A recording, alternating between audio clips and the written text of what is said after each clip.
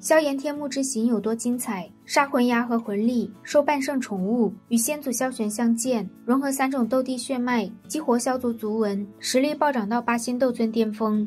Hello， 大家好，我是兜兜。薰儿告诉萧炎，天幕共分3层，第一层大多是3星以下，无意识游荡的斗尊；第2层是3星以上、8星以下，比较棘手的斗尊；第3层则是真正的斗尊巅峰，甚至还有斗圣强者。而萧玄的幕府则在第3层的深处。按照薰儿的预料，他们赶去第2层需要4个月左右。萧炎运气好的话，说不定能在抵达第2层时达到6星斗尊。天幕中的能量体能化为精纯的能量核，这种能量核吸收起来比丹药还要顺利。得知第1层的能量核是最低级的，萧炎迫不及待地想要去往第2层。第1层的面积最大，等他们到第2层入口时，萧炎已经处于5星斗尊的巅峰，随时都可能突破到6星。在薰儿的建议下，萧炎决定先突破到6星，再进入第2层。他进入修炼状态没多久后，薰儿突然睁开双眼。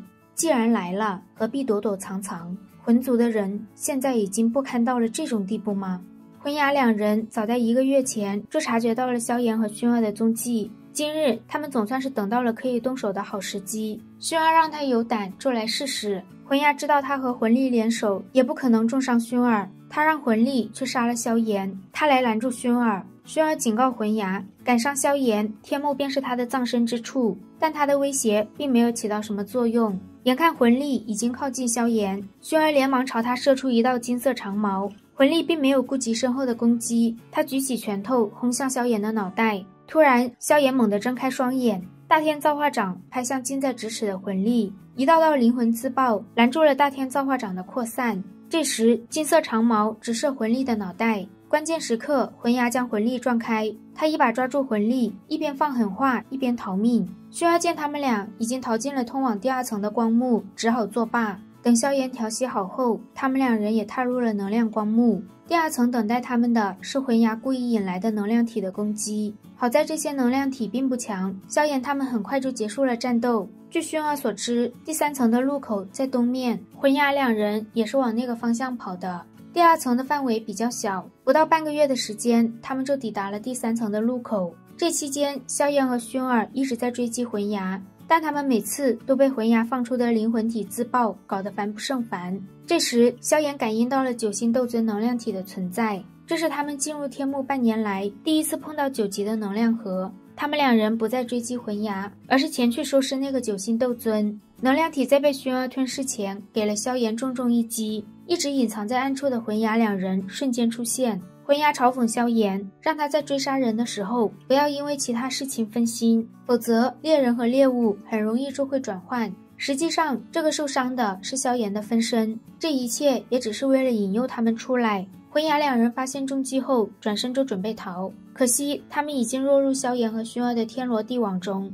魂牙对上薰儿，他将萧炎交给魂力，魂力毕竟是一名货真价实的8星斗尊。萧炎为了对付他，将天火3玄变施展到极致。这时他感觉自己的眉心处有些痒，魂力一脸错愕地看向萧炎的眉心处，他似乎看到了萧族族纹。不过他情愿相信是自己看错了，也不相信废弃的萧族还有人会拥有族纹这种东西。魂牙根本就不是薰儿的对手，而这时萧炎又放出了天妖魁，他们2个占据了绝对的上风。这个萧炎想要将这2人杀了，以绝后患实。一道连接天地的绚丽线条正飞速蔓延。薰儿眼瞳一缩，他连忙喊萧炎快走。萧炎果断收回天妖魁，疯狂奔向第3层入口。天幕的能量风暴，即便是斗尊巅峰的强者被卷入，也只有死路一条。整个第2层都在能量风暴的范围中，他们唯有进入第3层才能避开风暴。萧炎他们狂奔时，遇到了主动示好的火炫等人。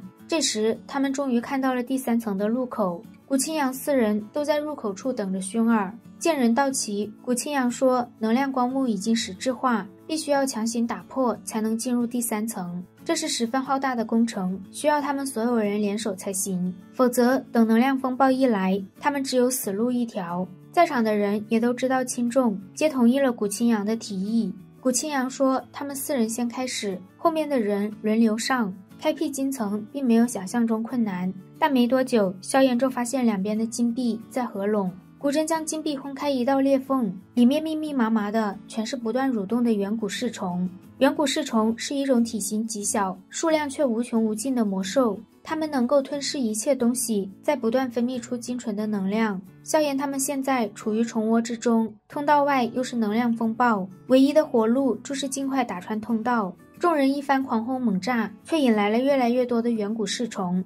眼看他们分泌的能量越来越多，萧炎尝试着用异火撞上金币，见远古噬虫不能吞噬异火，众人都松了口气。魂牙催促萧炎赶快动手打通通道，萧炎鸟都不鸟他，他看向火炙和药族的人，希望他们施展异火对付两侧。而后萧炎说打通金币工程庞大，他需要其他人手中的能量核，有能量核补充能量。萧炎他们很快就打到只剩最后一层最坚硬的金币。在突破这最后一层时，萧炎看到了一个拳头大小、通体淡红色的圆形虫茧。金币被打破时，他的手中多了一个温凉如玉的东西。冲出通道后，众人就发现远古噬虫追了过来。好在这些远古噬虫一冲出能量金币，就直接化为一团粉末。他们这种自杀性的追击持续了将近10分钟。萧炎不由得想到自己刚刚在金币中抓到的东西。等他回过神时，魂牙两人早已经逃走了。火炫几人也向他们告辞，他们准备找个地方好好修炼，静待3年时间过去。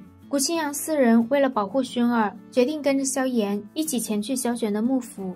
有他们在，只要不遇见斗圣能量体，基本不会出什么意外。至于最后萧炎能否进入萧玄的幕府，这要看他自己。这么多年以来，古族曾经到达过那里的人都无路可进。3个月后，他们一行人终于到了第3层的深处。出去探测的古华和古筝告诉他们，南面和西面的威压极强，绝不能走。西北方向则有一股处于半盛的能量威压，那里相对其他地方好走不少。但即使他们一行6人十分小心翼翼地前行，也很快就被那名手持鬼头大刀的半圣能量体发现。动手之前，这人自我介绍雪刀圣者。雪刀圣者正打得十分痛快，就看到萧炎眉心处隐隐浮现的萧族族纹。雪刀圣者吓得鬼头大刀一顿，萧族族纹对他来说几乎是梦魇般的存在。他的目光不由自主地扫向天幕深处，以那位的通天本事，只怕早就感应到萧炎了。他连忙收起身上血腥的气息，不耐烦地让萧炎他们往西走，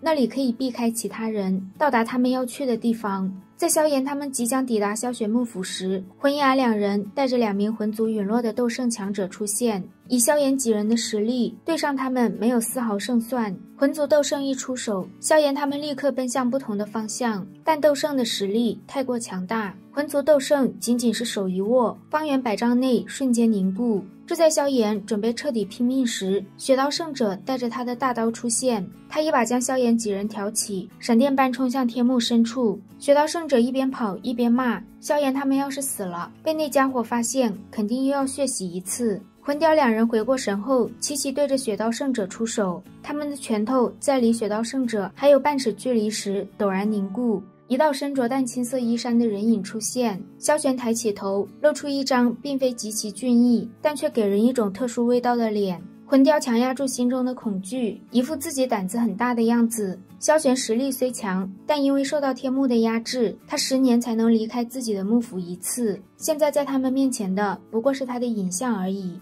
对萧玄来说，2个1星斗圣在他面前连说话的资格都没有。他随手一握，魂雕2人瞬间爆裂成虚无。他们俩在最后一刻将魂牙2人狠狠地甩了出去。萧玄并没有出手拦截逃命的魂牙和魂力，8星斗尊在他眼中连蝼蚁都不如。萧玄的目光顿在萧炎身上，他的注视让萧炎体内的血脉流转得越来越快。萧玄语带欣慰与一丝解脱地说着，萧族总算是有人来了，也不枉费他多年的等待。萧炎终于忍不住心头的激动，双腿跪在虚空之上，他对着萧玄行了一个萧家中最隆重的大礼：不孝子孙萧炎，见过先祖。萧玄轻轻扶起萧炎，他夸赞萧炎这一路的表现很不错。等一旁的薰儿和古青阳几人行完礼后，萧玄问起薰儿和古元的关系，得知他们是父女后，萧玄笑得一脸别有意味。难怪薰儿小年纪就拥有神品血脉，不过最后还是他萧族捡了便宜。萧玄让雪道圣者先回去，以后他可以一直存在于天幕中。雪道圣者一脸喜色，有萧玄这句话，天幕中再也没人敢打他主意了。萧玄让古青阳4人在他幕府的石碑外修炼，这里是天幕中能量最浓郁的地方，而且有他在，其他能量体都不敢进入此处。说罢，萧玄就带着萧炎和薰儿进入石碑。萧炎把这些年萧家的事都说给萧玄听后，就问萧玄现在是否还存活着，能不能以另一种形式生存。萧玄叹了口气，萧炎现在看到的仅仅只是他的灵魂残留。当年他陨落后，特意让人将他送入天幕，只有在这里，他才能一直等待萧族的人前来。一旦他离开天幕，便会顷刻间荡然无存。萧玄很自责，当年自己冲击斗帝失败，没能延续萧族的血脉。萧炎也很疑惑，如果萧族血脉之力枯竭的话，为何他会出现族纹？萧族的族纹并不是别人的赐予，而是依靠自己修炼出来的。焚炎谷的天火三玄变，当初就是萧玄给他们的。萧炎修炼的天火三玄变还少了最后一步，这才一直没有修炼出族纹。萧玄在天幕中孤独地等了这么多年，就是为了将一切都留给来到这里的后人。不过既然是族纹，自然要拥有血脉之力作为源泉。萧玄对着面前的池中一挥手，一道道血色光芒自他体内传入池水中，清澈见底的池水逐渐变得血红，萧玄也在短短几秒钟变得苍老。萧炎脸色一变，他刚想说话，就见萧玄冲他摇摇头。萧玄当年拼尽全力保留了一些斗帝血脉，并用各种手段封印，为的就是能够再度造就一位拥有血脉之力的族人。他现在只是一道残魂，振兴萧族的事只能交给萧炎。他相信萧炎会做得比他更好。虽然萧炎现在的成就远比不上当年的他，但不知为何，萧玄觉得萧炎这个后辈能完成他当年未曾成功的挑战。一道道血色能量不断冲进萧炎的身体中，传承的第一步就是换血。萧炎体内的血脉之力已经彻底消失，现在必须要用最蛮横的方式洗去他体内的普通血液。12天后，萧炎换血成功，接下来需要将拥有血脉之力的血液灌进他的体内。萧玄双手结出一道道印诀，一丝丝奇异的血色液体顺着毛孔进入萧炎的体内。萧炎若是将这些能量尽数吸收的话，实力一定会暴涨。但薰儿却有些担心，这种依靠外来之力暴涨的实力，一个控制不好，将会成为萧炎日后晋升斗圣最大的阻碍。萧玄相信萧炎会选择最理智的方式。1个月的时间咻的一下就过去了，血池突然炸响，一股紫金色的光芒自萧炎体内弥漫，将拥有萧族血脉之力的血丝拦了下来。萧玄和薰儿猛地睁开眼，龙皇血脉之力，这种传说中的东西怎么会出现在萧炎身上？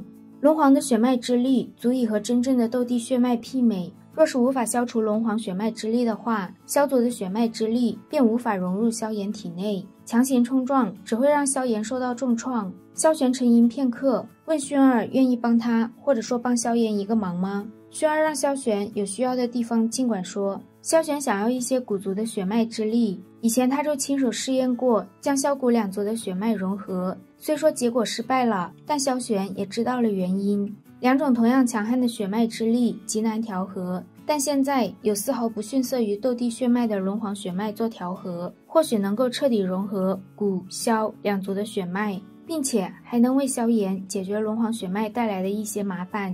血脉之力在远古八族中是最高规格的机密，但为了萧炎，薰儿愿意一试。萧玄一脸凝重，他带萧炎和萧族先行谢过薰儿。薰儿将自己能够抽离的绝大部分血脉之力凝成一个血球，再抽离的话便会影响他本身的血脉等级，到时若是被古族中人察觉，萧炎定会陷入危险。萧玄再次感谢薰儿，而后他让薰儿好好休息一下，自己一定会还他一个更加完整的萧炎。3种血脉之力在萧玄完美的控制下逐渐出现融合的趋势，最终一丝丝紫红色的血液凝聚成一个菱形晶体，狠狠射进萧炎的心脏中。这是一种融合了2种斗帝血脉和龙皇血脉的全新血脉之力。萧玄如释重负，他抹去额头上的冷汗。萧炎这根振兴萧族的毒苗苗，他看得比谁都重，若是他出了差错，自己可就真成了萧族的罪人了。由于骨足和龙黄血脉并不多，这种新生的血脉之力无法贯通萧炎全身，只能将这缕血脉放在萧炎心脏深处逐渐培养，